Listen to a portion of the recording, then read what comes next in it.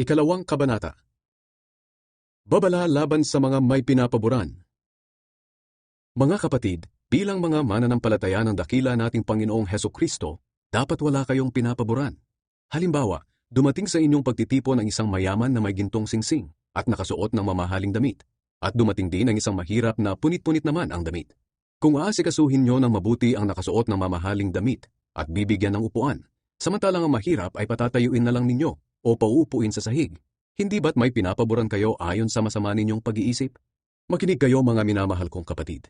Hindi ba't pinili ng Diyos ang mga mahihirap sa mundong ito upang maging mayaman sa pananampalataya at maging tagapagmana ng kahariang ipinangako niya sa mga nagmamahal sa Kanya?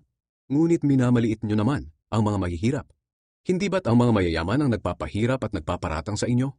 Hindi ba't sila ang nanlalait sa marangal na pangalan ni Hesukristo at sa pangalang ito kayo nakilala? Pero kung sinusunod nyo ang utos ng hari sa kasulatan na nagsasabi, mahalin mo ang iyong kapwa, gaya ng pagmamahal mo sa iyong sarili, mabuti ang ginagawa ninyo. Ngunit kung may pinapaboran kayo, nagkakasala kayo at ayon sa kautusan, dapat kayong parusahan, dahil nilabag nyo ang utos na ito. Ang tumutupad sa buong kautusan, pero lumabag sa isa sa mga ito, ay lumabag na rin sa buong kautusan. Sapagkat ang Diyos na nag-utos, huwag kang mangangalunya, ay nagsabi ring, huwag kang papatay. Hindi ka nga nangangalunya, pero pumapatay ka naman. Nilalabag mo pa rin ang kautusan. Kaya mag-ingat kayo sa pananalita at gawa nyo. Dahil ang kautusan na nagpalaya sa inyo, ang siya ring hahatol sa inyo. Walang awang hahatulan ng Diyos ang hindi marunong maawa, pero ang maawain sa kapwa ay hindi kailangang matakot sa oras ng paghatol. Ang pananampalataya at mabuting gawa. Mga kapatid, ano bang mapapala ng isang tao kung sabihin niyang mayroon siyang pananampalataya, pero wala naman siyang mabuting gawa? Maliligtas ba siya ng ganyang pananampalataya? Halimbawa, walang maisuot at walang makain ng isang kapatid.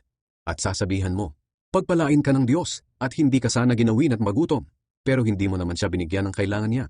May nagawa ba ito mabuti? Ganito rin naman ang pananampalataya. Kung hindi ito kinakikitaan ng mabuting gawa, wala itong kabuluhan. Kung talagang may magsasabi, may pananampalataya ako, at ikaw naman ay may mabuting gawa, ito naman ang isasagot ko. Paano ko makikita ang pananampalataya mo kung wala ka namang mabuting gawa? Ipapakita ko sa iyo na may pananampalataya ako sa pamamagitan ng mabuti kong gawa. Naniniwala ka na may iisang Diyos? Mabuti yan. Pero kahit ang masasamang espiritu man ay naniniwala rin at nanginginig pa nga sa takot. Ikaw na walang pangunawa, gusto mo bang patunayan ko na walang kabuluhan ang pananampalataya kung walang mabuting gawa? Hindi ba't itinuring na matuwid ng Diyos ang ninuno nating si Abraham dahil sa mabuti niyang gawa nang ihandog niya sa altar ang anak niyang si Isaac? Makikita mo na ang pananampalataya niya ay may kasamang mabuting gawa. Naipakita na tunay ang pananampalataya niya sa pamamagitan ng mabuting gawa. Natupad ang sinasabi ng kasulatan. Sumampalataya si Abraham sa Diyos at dahil dito, itinuring siyang matuwid. Tinawag pa nga siyang kaibigan ng Diyos. Dito niyo makikita na itinuturing na matuwid ng Diyos ang tao dahil sa mabuti nitong gawa at hindi dahil sa pananampalataya lamang. Ganoon din si Rahab, ang babaeng bayaran.